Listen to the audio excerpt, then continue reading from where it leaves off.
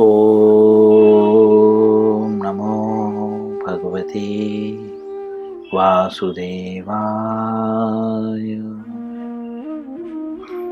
ओम नमो भगवते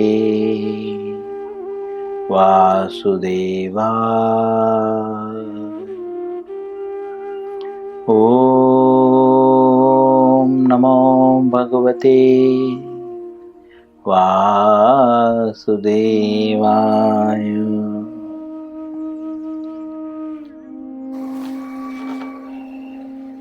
श्री कृष्ण लीलामृत पुरुषोत्तम भगवान, अध्याय 43। अध्याय का नाम है कुवल्या पिंड हाथी का उद्धार। आज इस अध्याय का चौथा दिन है। सभी लोग ने जैसा कल सुना कि जो मथुरा नगर के वासी थे वो अत्यधिक प्रसन्न हो गए। कब? भगवान के दर्शन करने से। लेकिन वे प्रसन्न थे और बहुत आनंदित थे, लेकिन तृप्त नहीं हुए, अतृप्त थे। ठीक है, बोलते हैं ना कि जैसे भौतिक जगत में लोग सोचते हैं और खुशी मिले और खुशी मिले, किसी को पैसा और पैसा और पैसा और पैसा, करोड़पति लखपति करोड़पति बनना चाहता है, करोड़पति अरबपति बनना चाहता है, अरबपति खरबपति बनने का प्रयास कर रहा है, और उसी तरह से वे कृष्ण के दर्शन से जो है अतृप्त हुए। बहुत प्रसन्न थे, लेकिन सोच रहे थे बस देखता ही रहूं। श्रील प्रभुपाद जी बहुत अच्छे से वर्णन करते हैं और बताते हैं कि वे जो है कृष्ण और बलराम को आलिंगन भी करना चाहते थे। इस तरह से समझाते हुए श्रील प्रभुपाद जी मध्य में हम पहुंच चुके हैं, वहां से हम स्टार्ट करेंगे। श्रील प्रभुपाद जी लिखते हैं, जैसा कि श्री कृष्ण और बलराम को भुजाओं में बांधकर आलिंगन कर रहे हों, ऐसा प्रतीत होता था। सबको ऐसा प्रतीत होता था। मतलब सब क्या फीलिंग कर रहे थे कि हम कृष्ण और बलराम को आलिंगन कर रहे हैं, अपनी भुजाओं में बांध के आलिंगन कर रहे हैं। वे दोनों दिव्य बंधुओं के विषय में परस्पर वार्तालाप करने लगे। कौन लोग? बाकी जो मथुरा नगर के वासी थे, वे जो है दोनों जो दिव्य बंधु मतलब जो एक दूसरे के हितैषी होते हैं, जो एक दूसरे को बहुत प्रेम करते हैं, उनको बंधु कहते हैं। तो सभी जो है उनके विषय में बातें करने लगे। दीर्घ काल से उन्होंने श्री कृष्ण और बलराम के सौंदर्य तथा कार्यों की चर्चा तो सुनी थी, किंतु अब वे प्रत्यक्ष रूप से उनके दर्शन कर रहे थे। चर्चा करने लगे आपस में कि हम लोग तो दीर्घ काल से सिर्फ सुने थे वे भगवान के विषय में, उनकी लीलाओं के विषय में, लेकिन अब जो है प्रत्यक्ष वे जो है उनको देख रहे थे। उन्होंने विचार किया कि श्री कृष्ण और बलराम भगवान श्री नारायण के दो पूर्णांश अवतार हैं जो वृंदावन में प्रकट हुए हैं। ऐसा कौन चर्चा कर रहे थे?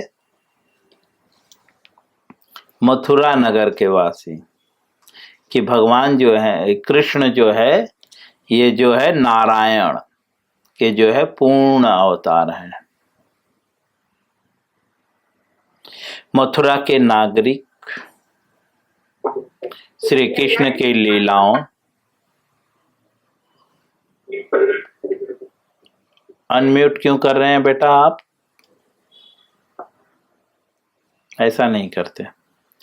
मथुरा के नागरिक श्री कृष्ण की लीलाओं का गान करने लगे।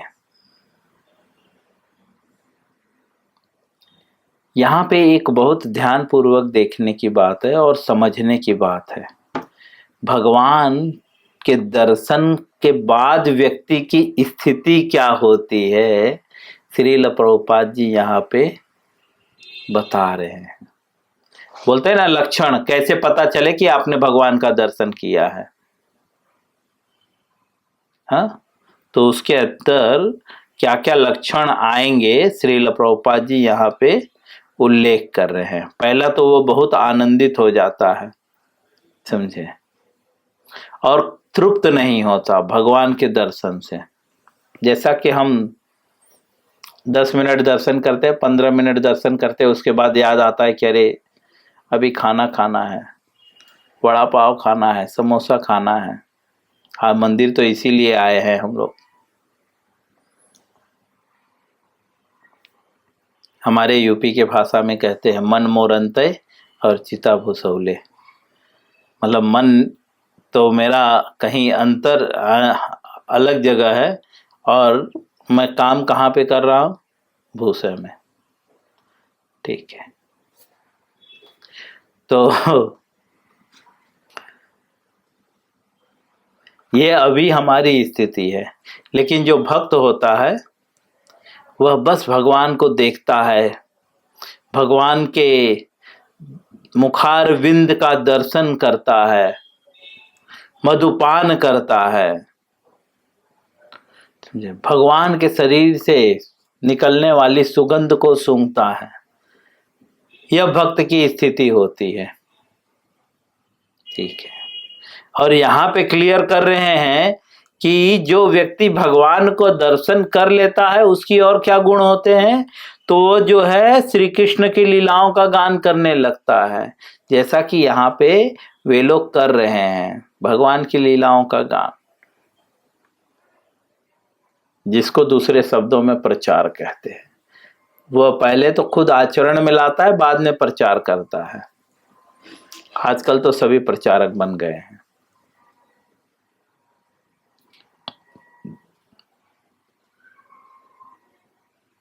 वसुदेव के पुत्र के रूप में उनके जन्म और नंद महाराज तथा उनकी पत्नी के पास गोकुल में उन्हें पोषणार्थ ले जाए जाने तथा अन्य सभी घटनाओं की वे चर्चा करने लगे। मथुरावासी जो है सारी घटनाओं की चर्चा करने लगे कि किस तरह से श्री कृष्ण का जन्म हुआ, किस तरह से उन्हें पोषण के लिए गोकुल ले जाया गया, और किस तरह से जो है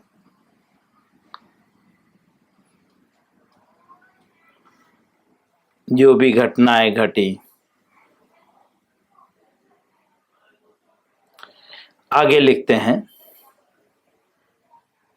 जो उनके हित के लिए श्री कृष्ण के मथुरा पधारने हेतु बनी थी। वह उन्होंने पूतना राक्षसी के वध की तथा बवंडर के रूप में आए हुए असुर तृणावत के वध की भी चर्चा की। सब मिलके जो है चर्चा कर रहे थे।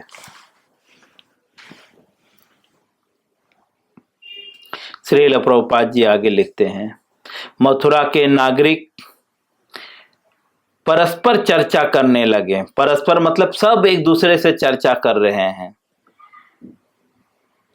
यह भक्तों के लक्षण है। भगवान के दर्शन के बाद भक्तों के बीच में क्या होता है।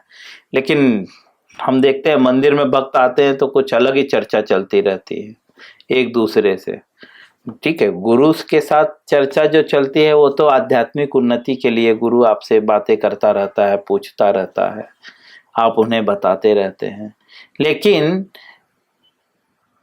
महान आत्माएं यहाँ पे आने के बाद उसकी शादी हुई कि नहीं हुई, तुम्हारा बेटा क्या कर रहा है, दैट कर रहा है, फालतू चर्चा, अरे उसकी बहू ऐसी है, उसकी बहू ऐसी, हम देखते हैं।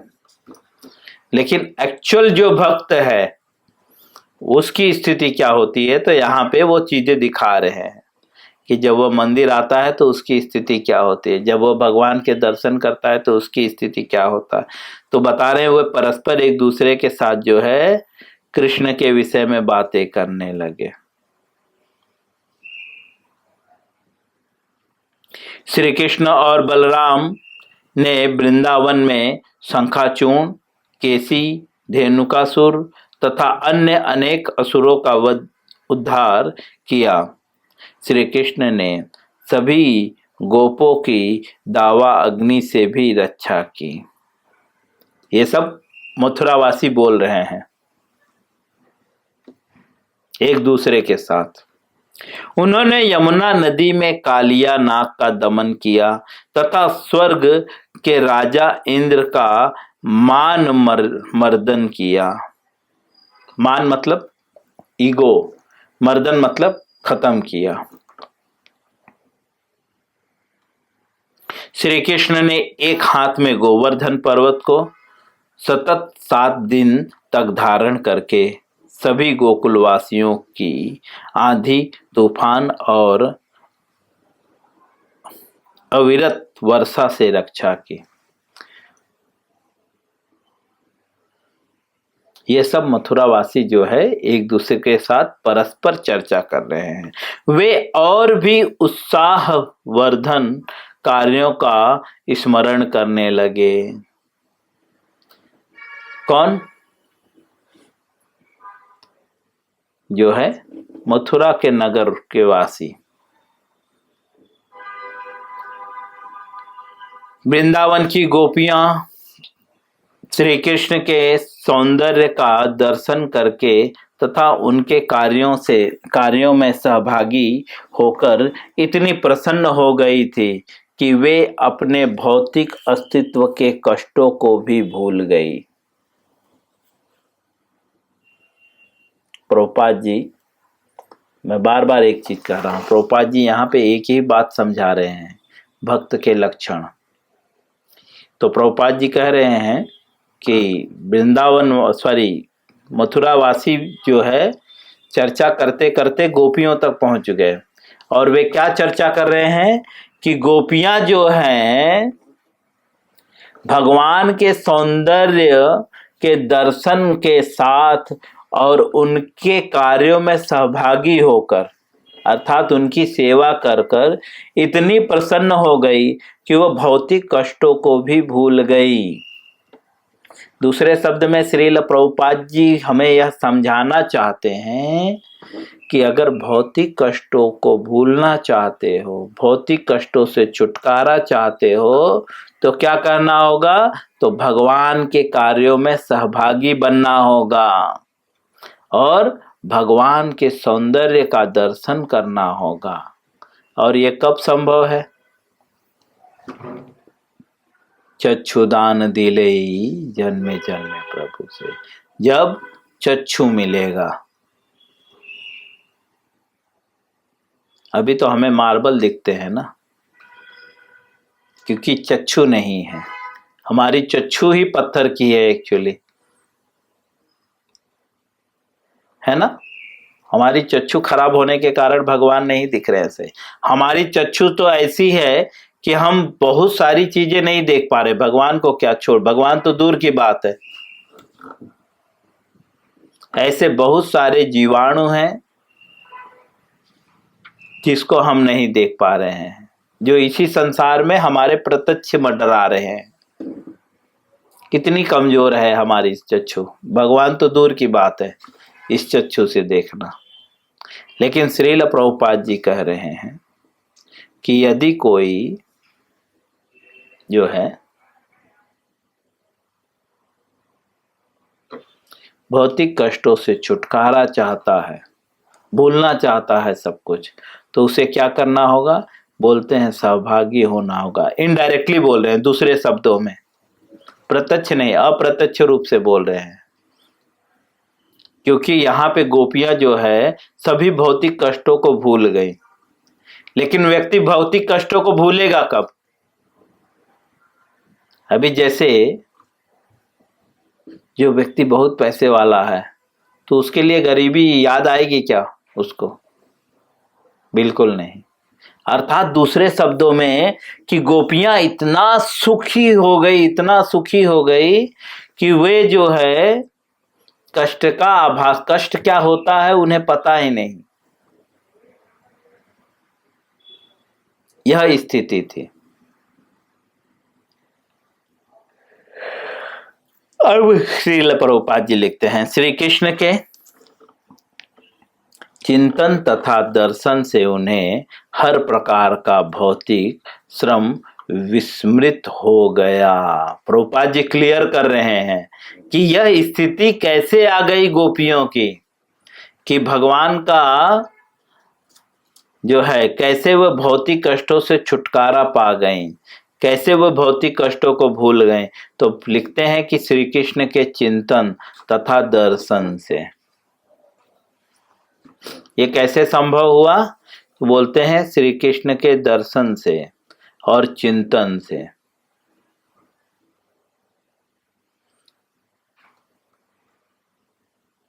यह संभव हुआ। मथुरा के नागरिक यदुवंश की चर्चा करने लगे।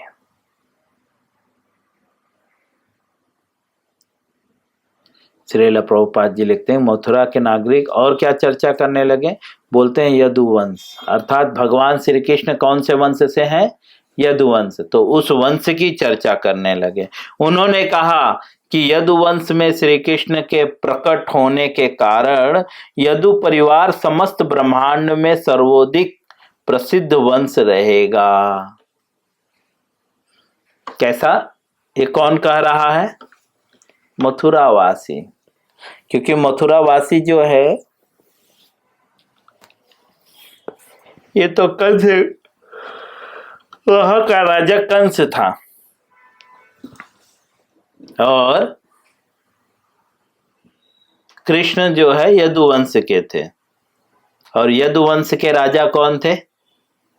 नंद महाराज, है ना। यादवों के राजा कौन थे? नंद महाराज। ठीक। सारे ग्वालों के। तो श्रील प्रभुपाद जी कहते हैं कि सब लोग जो है यदुवंश की चर्चा करने लगे और कहने लगे कि यदुवंश का परिवार जो है वो सबसे महान है, ग्रेट है। तब मथुरा के नागरिक बलराम की चर्चा करने लगे। वे उनके कमल दल जैसे नेत्रों की बात करने लगे। मथुरावासी जो है अब बलराम जी की चर्चा करने लगे। और चर्चा में वे क्या चर्चा कर रहे हैं? भगवान बलराम जी के नेत्रों की। और उनके नेत्र कैसे हैं? बोलते हैं कमल दल जैसी। ठीक है। अब आगे लिखते हैं, इस बालक के प्रलंभासुर, इस बालक ने प्रलंभासुर और अनेक अन्य असुरों का वध किया है। नंद महाराज जो है मथुरा के वासी जो है अब बलराम की चर्चा करने लगे। इसके पहले तो कृष्ण की चर्चा की। कृष्ण ने किसको किसको मारा था? पूतना, शंखाचूर्ण, केसी, धेनुकासुर और ऐसे अन्य असुरों को भगवान ने मारा था। अब बलराम ने किसको मारा था? तो यहाँ पे अब उनकी चर्चा कर रहे हैं कि बलराम ने जो है किसको मारा था। तो बता रहे हैं प्रलंभासुर। जब वे इस प्रकार श्री कृष्ण और बलराम की लीलाओं की चर्चा कर रहे थे तो उन्होंने मल्ल युद्ध के आरंभ की घोषणा करने वाले विभिन्न वाद्यों की गूंज सुनी। सभी, क्योंकि वे लोग चर्चा कर ही रहे थे, लेकिन उसी समय जो है मल्ल युद्ध के आरंभ की घोषणा की जाने वाली थी, तो सभी ने जो है सुना।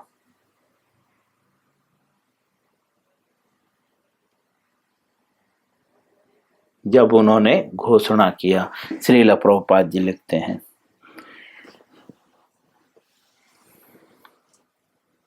कि जब वे इस तरह से चर्चा कर रहे थे कृष्ण और बलराम की, तो जो है मल्ल युद्ध के आरंभ की घोषणा वाले विभिन्न वाद्यों की गूंज सुनी। अर्थात ऐसे बहुत प्रकार के वाद्य होते हैं जो युद्ध के लिए प्रयोग होते हैं। हर अलग अलग युद्धों के लिए, अलग अलग प्रोग्राम्स के लिए अलग अलग वाद्य होते हैं। यहाँ पे एक चीज यह भी जो है क्लियर हो रहा है, यहाँ पे बहुत बारीकी से सीखना है, हमें कहानियों में आनंद लेते हुए ये सीखना है अपने जीवन में। जैसा कि यहाँ पे बता रहे हैं कि मल्ल युद्ध आरंभ होने की घोषणा करने वाले विभिन्न वाद्यों की, घोषणा करने वाले विभिन्न वाद्यों की जो है उन्होंने गूंज सुनी। श्रील प्रभुपाद जी लिखते हैं, तत्पश्चात जो है प्रसिद्ध मल्ल चारुण्य ने श्री कृष्ण और बलराम को संबोधित किया। उसके बाद जो है जो चारुण्य जो है, जो प्रसिद्ध मल्ल योद्धा था, उसने श्री कृष्ण को जो है संबोधित किया। मैं यहीं पे विराम दूंगा। इसके आगे हम कल पढ़ेंगे कि उसने श्री कृष्ण को कैसे और क्या संबोधित किया। हरे कृष्णा।